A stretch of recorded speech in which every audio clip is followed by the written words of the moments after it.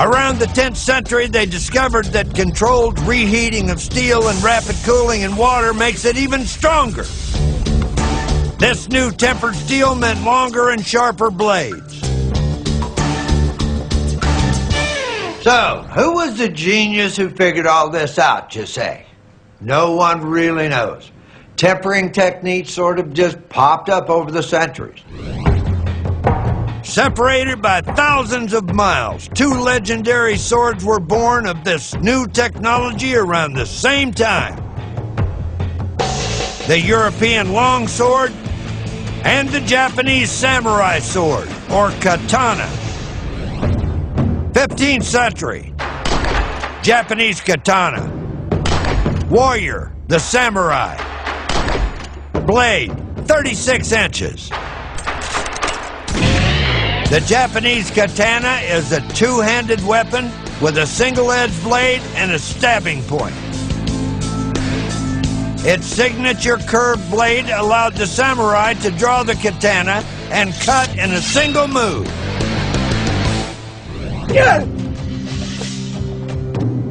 And martial arts expert Bob Goodwin is here to tell me how the samurai used this blade in combat.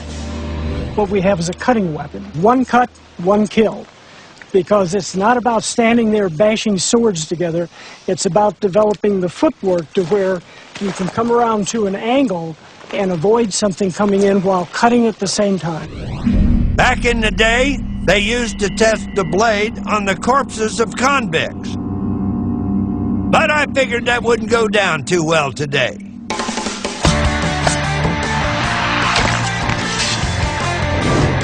Now, hacking at cabbages and coconuts is kind of fun. That was a pure slice. But how about something with a bit more substance, like a solid block of ice?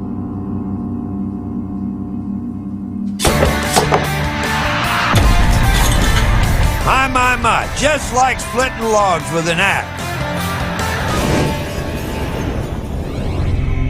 While the Japanese were perfecting their single-edged weapon, in Europe they had their own two-edged approach. 15th century, longsword. Warrior, the European knight. Blade, 40 to 50 inches long.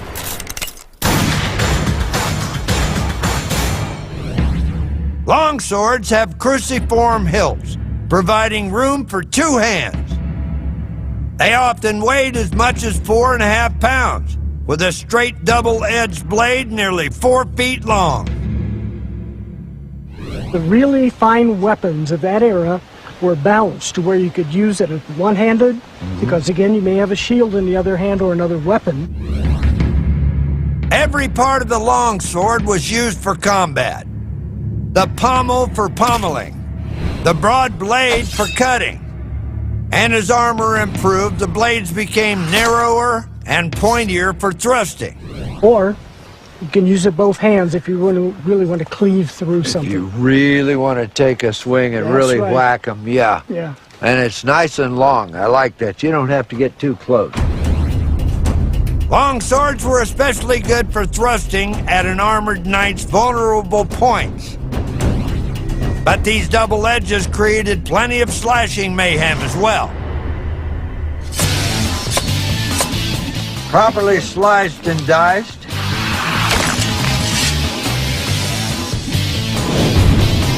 Okay, we know what we're going to have for lunch. There's some juice left in there. All we need is some ice. Okay, the katana sliced through the ice pretty nice. Now the longsword.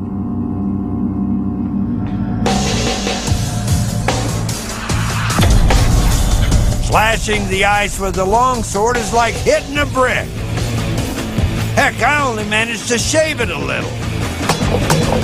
Totally different animal, that one. The katana definitely has the edge as an icebreaker. But nobody goes to war against ice cubes.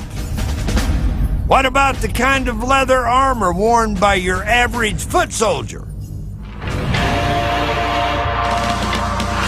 We saw how leather armor stood up to Roman gladius and iron sword. Well now, it's time for the heavyweight division. Longsword against Katana.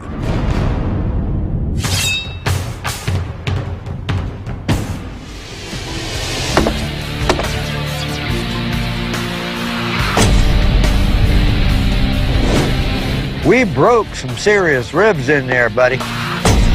Okay. Well, let's try the katana. Let's see what it does. With its diagonal slash called the dogari, the katana outclasses the longsword in the leather armor round. Well, there's no question about it. He just lost his arm, his heart, some of his intestines left. But that did take a big, nice hack out of that one. Two different weapons from the far-flung corners of the world. Both prized by the elite warriors of their culture. Both were the cutting edge of their respective armies in bloody battle. And both faced opponents in metal armor.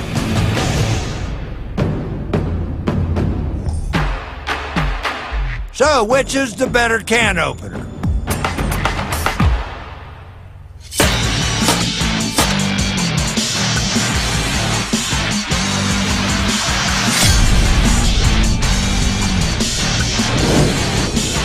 Not a real classy can opener.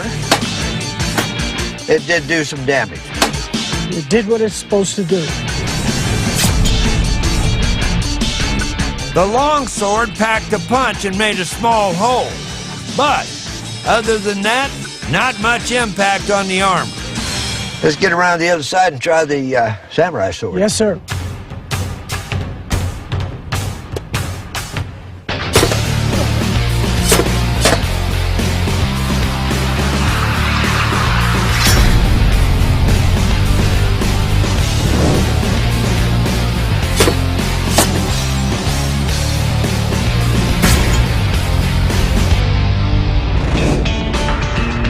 We got a lot more penetration, Yes, sir, we did.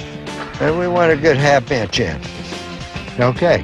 Yes, sir. So we did. there we have it. This samurai sword beats out the longsword again.